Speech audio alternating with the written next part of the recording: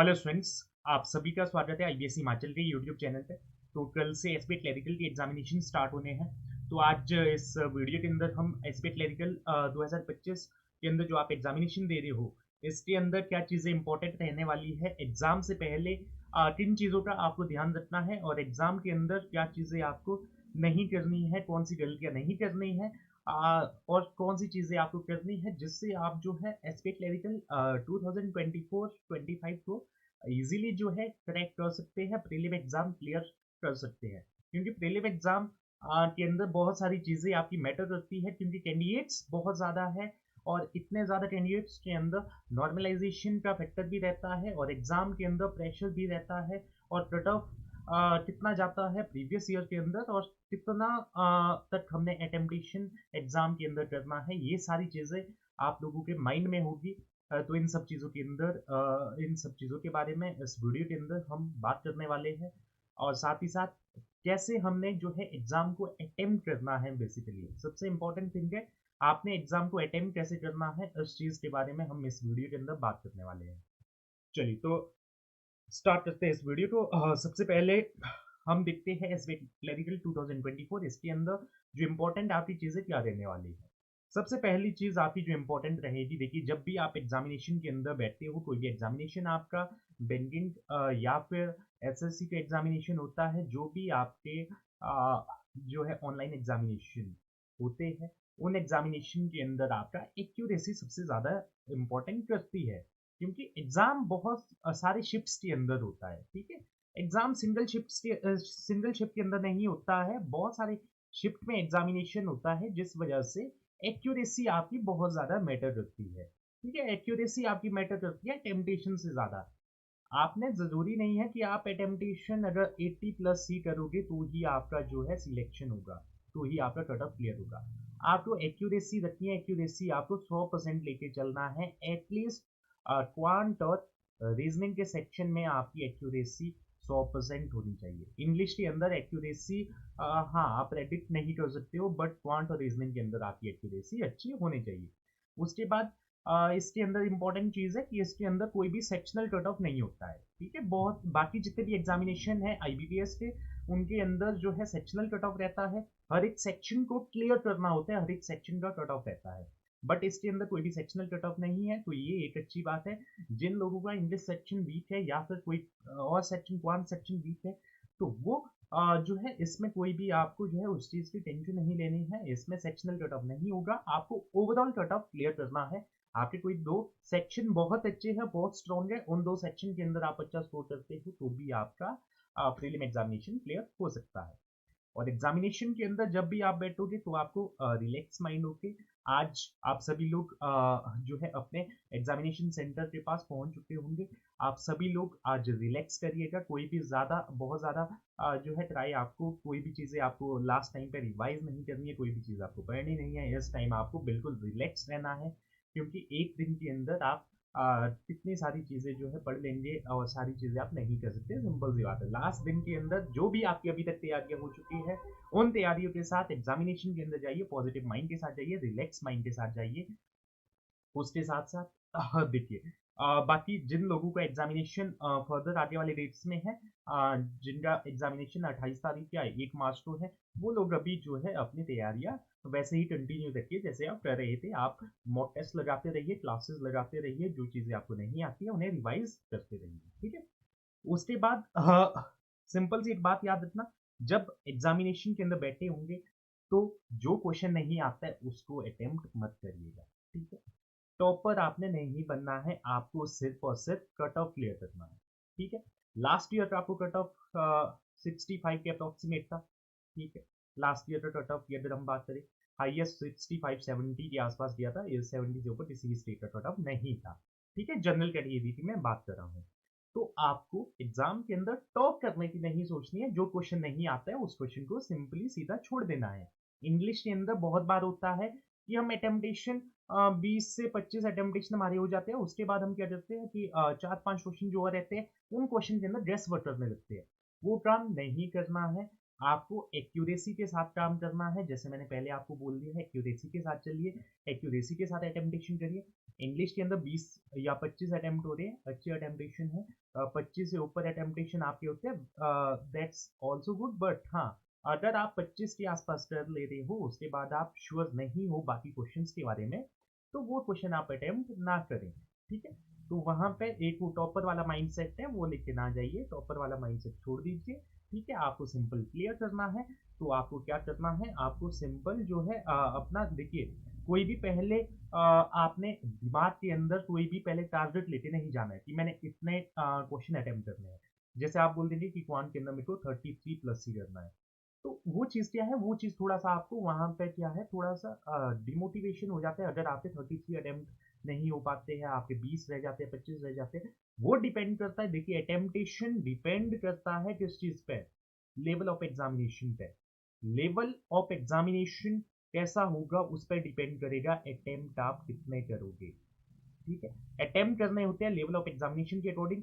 Level tough है तो आपके अटेम्प्ट डेफिनेटली कम होंगे, सभी के अटेम्प्ट कम होंगे, तो कट ऑफ क्या है, लो जाएगा। अगर लेवल ऑफ एग्जामिनेशन इजी रहता है, सभी के अटेम्प्टेशन ज्यादा होंगे, तो उस अकॉर्डिंग आपको एग्जाम को भी एसेस करना है, कैसा एग्जामिनेशन है, एग्जामिनेशन इजी है, टफ है, वो भी एनालाइज करना है, ठीक है। वो भी आपको आइडिया हो जाता है जब आप क्वेश्चन करते हैं, ठीक है। तो आपको ज्यादा क्वेश्चंस की ओर नहीं, एक्यूरेसी की ओर जाना है, ठीक है। सिंपल सी बात यहाँ पे मैंने ये 3-4 चीजें आपको बताई है, ठीक है। तो फोकस रहिएगा एक्यूरेसी के पे, ना कि अटेम्प्ट पे, और सेक्शनल कट ऑफ नहीं है तो किसी सेक्शन के अंदर आपको लगता है वहां वो सेक्शन आपका सही नहीं है, तो दो सेक्शन जो बाकी रहते हैं उसके अंदर अच्छा परफॉर्म करके आइए। रिलैक्स रहिए एग्जाम से पहले दिन, कोई भी ज़्यादा कुछ पढ़ाई पे ज़्यादा कुछ ना करिए, ठीक है। ना कोई टेस्ट लास्ट दिन के अंदर दीजिए, ठीक है। लास्ट दिन के अंदर कोई भी टेस्ट ना दीजिए आप लोग, रिलैक्स रहिए, जहाँ पे जा रहे हैं सेंटर के पास जो है जल्दी पहुंच जाइए और रेस्ट करिए कंप्लीट। और बाकी ये मैंने आपको बता दिया, ठीक है। नेक्स्ट, अब अगर मैं सेक्शन वाइज बात करूं कैसे आपको अटेम्प्टेशन करना है, ठीक है। सबसे पहले हम रीजनिंग सेक्शन की बात करते हैं। तो रीजनिंग के अंदर आपको क्या करना है, देखिए रीजनिंग के अंदर आप 3 पार्ट्स में डिवाइड कर सकते हैं पूरे रीजनिंग को। पहला जो आपका सेक्शन रहेगा जिसमें आपका रहना वाला है इनइक्वालिटी, सिलोजिज्म, अल्फान्यूमेरिक, कोडिंग, ठीक है। इन 4 चीजों को सबसे पहले आपने अटेम्प्ट करना है। एग्जामिनेशन के अंदर ध्यान रखिएगा, सबसे इंपॉर्टेंट रहता है आप एग्जाम को अटेम्प्ट कैसे करते हो, आपका अप्रोच क्या है एग्जाम को अटेम्प्ट करने का।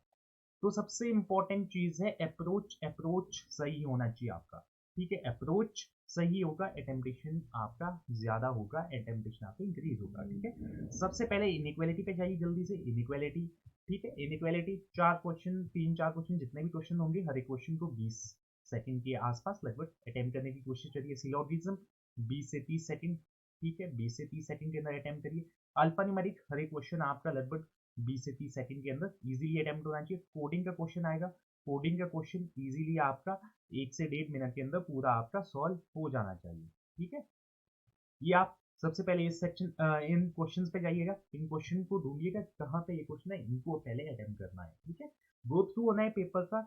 आपको इनइक्वालिटी दिखता है, सबसे पहले इनइक्वालिटी करिए, फिर आपको बीच में पजल दिखता है उसको स्किप करिए, फिर आप सिलोगिज्म करिए, अल्फा न्यूमेरिक सीरीज दिखता है वो करिए, कोडिंग दिखता है वो करिए, बाकी चीजों को पहले छोड़ दीजिए। उसके बाद आप कहाँ जाइए, उसके बाद आप जाइए ब्लड रिलेशन, डायरेक्शन और ऑर्डर रैंकिंग के क्वेश्चंस पे। फिर इन क्वेश्चन को अटेम्प्ट करिए, इनमें से जो भी सेक्शन रहेगा ब्लड रिलेशन, डिस्टेंस, डायरेक्शन या ऑर्डर रैंकिंग में से जो भी आया होगा एग्जाम के अंदर उसे अटेम्प्ट करिए। उसके बाद लास्ट में आपने कहाँ जाना है, पजल और सेटिंग पे। सेटिंग और पजल पे सबसे लास्ट में जाइए, सबसे पहले इन सेक्शन को कर लीजिए, क्योंकि सेटिंग और पजल लगभग आपका कितना रहने वाला एग्जामिनेशन के अंदर, लगभग 18 से 20 मार्क्स का, ठीक है। और बाकी 15 से लेकर 17 मार्क्स का ये दो चीजें रहने वाली। तो 15 से 17 मार्क्स ये आपको कोशिश करनी है कि आपका 8-9 मिनट के अंदर, लगभग 8 से 9 मिनट के अंदर ये चीज हो जाए। आपके पास यहाँ पे 11 to 12 मिनट यहाँ पे बचना चाहिए पजल्स और सेटिंग के लिए, ठीक है। तब आप जो है 30 प्लस अटेम्प्टेशन इजीली कर लोगे, ठीक है। तो 8-9 मिनट के अंदर ये करना इजी है अगर आप सही अप्रोच के साथ इन्हें अटेम्प्ट करते हो। उसके बाद अगर हम क्वांट के सेक्शन पे चलते हैं, क्वांट के अंदर आपको क्या करना है, सबसे पहले ये स्पीड मैथ वाला क्वेश्चन, ठीक है। सिंप्लीफिकेशन करिए, सिंप्लीफिकेशन जो भी क्वेश्चन आए हैं सबसे पहले सिंप्लीफिकेशन पे जाइए, फिर क्वाड्रेटिक इक्वेशन करिए, क्वाड्रेटिक के बाद आप मिसिंग नंबर या रॉन्ग नंबर सीरीज पे जाइए। देखिए मिसिंग नंबर सीरीज है तो सबसे पहले करिए, ठीक है, मतलब सबसे पहले सिंप्लीफिकेशन क्वाड्रेटिक, उसके बाद मिसिंग नंबर सीरीज, या मिसिंग नंबर सीरीज पहले भी कर सकते हो, कोई ऐसी दिक्कत इसमें ऐसा नहीं है। रॉन्ग नंबर सीरीज आती है तो रॉन्ग नंबर सीरीज एक बार देख लीजिए, अगर टफ है तो इन्हें अटेम्प्ट ना करें, ठीक है। रॉन्ग नंबर सीरीज को फिर लास्ट के लिए छोड़ दे। अगर टफ है, रॉन्ग नंबर सीरीज कई बार टफ आती है एग्जामिनेशन के अंदर, क्योंकि एसबीआई के अंदर देखिए, एसबीआई एग्जामिनेशन के अंदर क्वांट का लेवल कई बार मॉडरेट रहता है, ठीक है। तो घबराइएगा मत, क्वांट के अंदर मॉडरेट लेवल रहेगा तो आपका 20 से 25 अटेम्प्ट भी आप करते हो, बहुत अच्छे अटेम्प्ट होने वाले, ठीक है।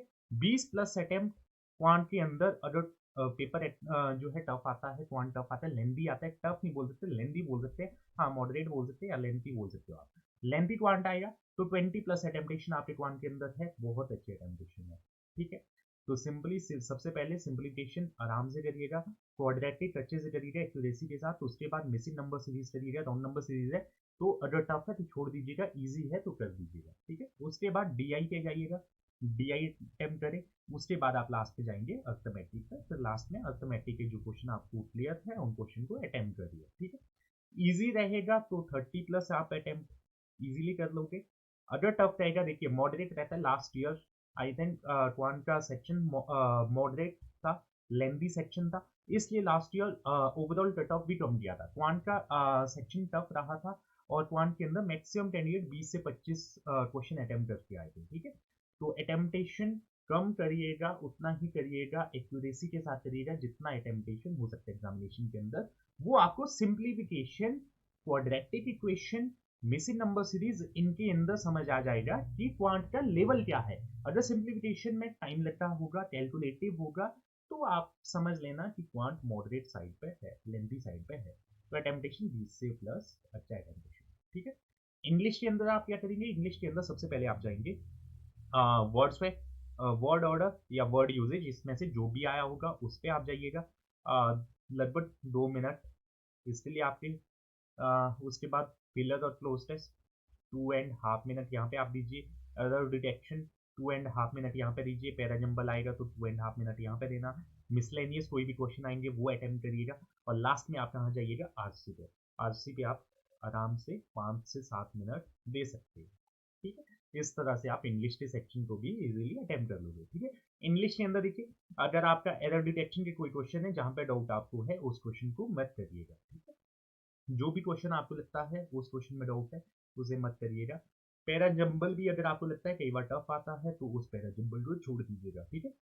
बाकी जो आपको करना ही है, जो आपको डेफिनेटली करना ही है, ठीक है, वो क्या चीज़ है, वो वर्ड स्वैप या word order, word usage easy रहता है बहुत ज़्यादा, क्लोज टेस्ट आपको डेफिनेटली करना है, ठीक है, रीडिंग कम्प्रीहेंशन भी आपको करना है। तो 20 प्लस अटेम्प्टेशन तो आपका आराम से यहाँ पे है, ठीक है।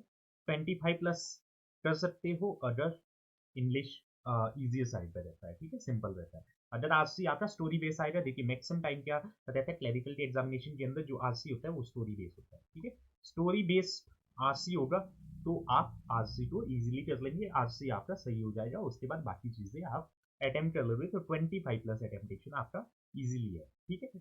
30, देखिए अगर 30 क्वेश्चन बनने वाले ना हो, 30 क्वेश्चन बनाने की कोशिश ना करें इंग्लिश के अंदर, अगर आपके पास टाइम बचता भी है, ठीक है। बहुत बार क्या होता है कि आप लोगों के पास टाइम बच जाता है, लास्ट में टाइम बच जाता है, टाइम बचने के बाद आप क्या सोचते हो कि क्वेश्चंस जो बचे हैं इंग्लिश के अंदर वो क्वेश्चन अटेम्प्ट कर दिए जाए, लेकिन ऐसी गलती ना करें, अटेम्प्टेशन उतना ही करें जो क्लियर आपको हो, जो चीज़ें आपको आती है, ठीक है, जो एक्यूरेसी के साथ आप अटेम्प्ट कर सकते हो, उन चीज़ों को अटेम्प्ट करने की कोशिश करें। फिर पूरा डिटेल्ड एनालिसिस, ठीक है, किस तरीके से आपको जो है अटेम्प्टेशन करना है एग्जाम के अंदर, क्या आपकी स्ट्रेटेजी रहनी चाहिए वो मैंने आपको बताया। कोई भी एक सेक्शन के अंदर आपकी अटेम्प्ट कम रह जाए तो क्या करोगे, तो घबराना नहीं है, जो भी 2 सेक्शंस है, बचे हुए सेक्शंस के अंदर अच्छा स्कोर करिए, वहां पे अच्छे अटेम्प्टेशन करिए, पिछले सेक्शन को 20 मिनट खत्म होने के बाद पिछले सेक्शन के बारे में बिल्कुल भी ना सोचें, रिलैक्स रहिए, अगले सेक्शन के अंदर फोकस करिए, जो क्वेश्चन आपके पास है उस पर फोकस करिए, ठीक है। और जो भी आपका अटेम्प्टेशन, देखिए अटेम्प्टेशन दिमाग में लेके ना चलें, ये मेरी एडवाइस रहेगी आपको। हाँ, फिर भी अगर हम अटेम्प्टेशन की बात करें, हाँ आपको 70 प्लस अटेम्प्टेशन लगभग इतना अटेम्पटेशन आपको करना होता है, 70 प्लस अटेम्पटेशन हो जाता है इजीली, ठीक है। 30 अटेम्प्ट या 25 अटेम्प्ट यहाँ कर लोगे, 20 या 25 अटेम्प्ट यहाँ कर लोगे, 20 या 25 यहाँ कर लोगे, तो इजीली आपका 70 प्लस अटेम्पटेशन हो जाता है, ठीक है। एक्यूरेसी के साथ करोगे, चाहे कितना भी अटेम्पटेशन एक्यूरेसी के साथ करोगे, चांसेस आर देयर कि आपका प्रीलिम एग्जामिनेशन क्लियर हो जाएगा। बाकी कट ऑफ लास्ट ईयर की उसकी ज़्यादा बात नहीं करूँगा, क्योंकि हर एक स्टेट के अंदर डिपेंड जाता है। तो आप अपने स्टेट का कट ऑफ आपको आइडिया होगा, स्टेट का कट ऑफ कितना गया था लास्ट ईयर। अब वो आप वीडियोस चेक भी कर सकते हैं प्लेलिस्ट में जाके, लास्ट ईयर का क्या कट ऑफ था, तो वो आप देख लीजिएगा।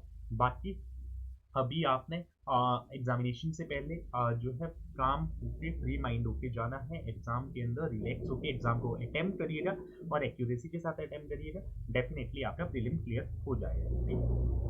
तो ये कंप्लीट स्ट्रेटेजी थी। कोई भी आपको डाउट हो किसी भी चीज़ के रिगार्डिंग, वो चीज़ आप कमेंट बॉक्स में पूछ सकते हैं। बाकी ये वीडियो आपको अच्छा लगा हो, इस वीडियो को लाइक करिएगा, चैनल पे न्यू हो तो चैनल को सब्सक्राइब करिएगा। बाकी मिलते हैं आपसे नेक्स्ट वीडियो के अंदर।